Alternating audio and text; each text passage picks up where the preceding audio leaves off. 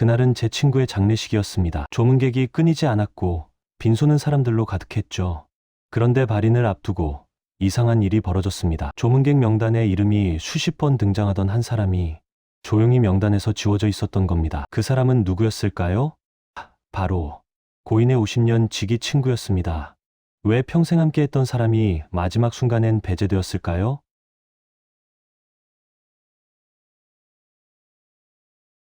여느 때와 다름없는 평화로운 오후였습니다. 무심코 열어본 동창회 밴드. 그런데 올라온 사진 한 장이 제 심장을 덜컥 내려앉게 만들더군요. 저한테는 다들 몸이 아프다, 제사가 있다며 약속을 피하던 그 친구들이 저만 쏙 빼놓고 자기들끼리 모여 저렇게 환하게 웃고 있었습니다. 그 사진 속 행복한 얼굴들을 보는데 저는 왜 쥐구멍에라도 숨고 싶을 만큼 비참해졌을까요? 싸운 적도 없고 큰 사건이 있었던 것도 아닙니다. 그런데도 사람들은 조용히 그를 제외하기 시작했습니다. 도대체 언제부터 무엇이 잘못된 걸까요? 그들 사이에는 무슨 일이 있었던 걸까요? 분명 젊을 땐 저도 저 자리의 중심에 있었는데 왜 60이 넘고 70이 되니 내 곁엔 아무도 남지 않았을까? 내가 대체 뭘 그렇게 잘못 살았길래 평생을 믿어온 인연들이 나를 조용히 도려낸 것일까? 오늘 그 누구도 당신에게 차마 말해주지 못했던 노년의 관계, 그 시리고 아픈 진실을 꺼내보려 합니다. 올해 74신 김수환 씨 이야기입니다. 수환 씨는 한때 모임의 꼬지라 불렸죠. 동창회장도 여러 번 지냈고 늘 주변엔 사람들이 들끓었습니다. 하지만 지금 그의 핸드폰은 명절에도 조용합니다. 단체 채팅방은 그가 말을 걸어도 아무도 대답하지 않는 날이 많아졌죠. 수환 씨는 처음엔 그저 다들 나이가 들어 바쁜 거라 생각했습니다. 참다 못한 수환 씨는 사진 속에서 가장 크게 웃고 있던 50년 지기 친구 영수를 찾아갔습니다. 그리고 떨리는 목소리로 물었죠. 영수야, 너희들끼리만 만난 거냐? 요즘 왜 다들 나를 피하는 것 같으냐? 내가 무슨 잘못이라도 했느냐? 수환 씨의 목소리엔 배신감과 서러움이 뒤섞여 있었습니다. 영수는 한참을 망설이다 어렵게 입을 열었습니다. 수환아, 너를 싫어해서가 아니야. 그런데 사실 나도 한때 너를 피했던 적이 있어. 너를 만나고 오면 우리가 너무 지쳐서 그래. 너는 만나면 늘 내 이야기만 하거나 안녕 우리를 가르치려 들잖니. 내 걱정이 칼이 되어 우리 마음에 박힌다는 걸 너만 모르고 있었어. 지친다니. 수환 씨는 망치로 머리를 맞은 것 같았습니다. 자기는 분위기 띄우려고 자기 자랑 좀 섞은 거고 친구들 잘 되라고 쓴소리 좀 한 것뿐인데 그게 친구들에겐 상처 주는 칼이 되었다는 걸 74이 되어서야 처음 알았던 겁니다. 50년 우정의 성벽이 무너진 이유는 외부의 적이 아니라 바로 자기 자신의 말 속에 있었습니다. 여러분, 여기서 끝이 아닙니다. 이건 수환 씨만의 특이한 이야기가 아니에요. 혹시 당신도 모르는 사이에 사랑하는 친구들을 밀어내고 있진 않나요? 지금부터 잠시 집중하세요. 오늘 이 이야기를 끝까지 듣고 나면 여러분의 남은 30년 인복이 완전히 달라질 겁니다. 고독한 노년이 될지 풍요로운 우정 속에서 늙어갈지는 바로 지금 결정됩니다.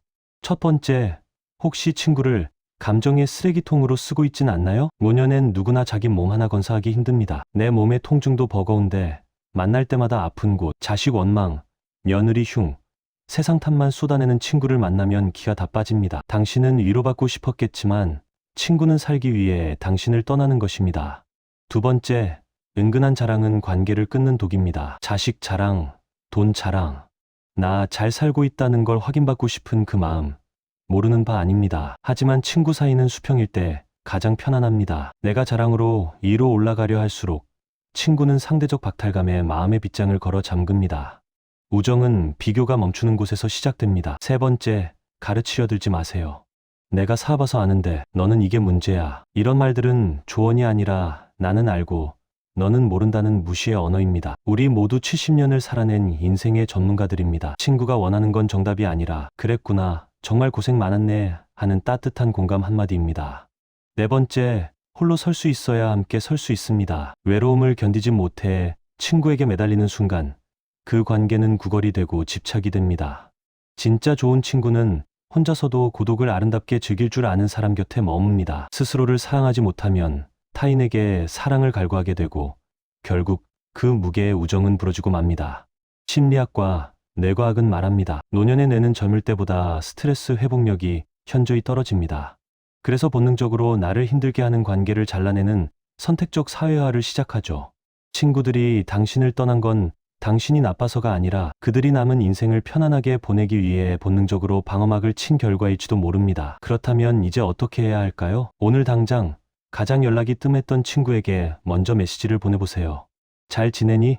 목소리 듣고 싶어 전화했어. 그리고 딱 하나만 기억하세요.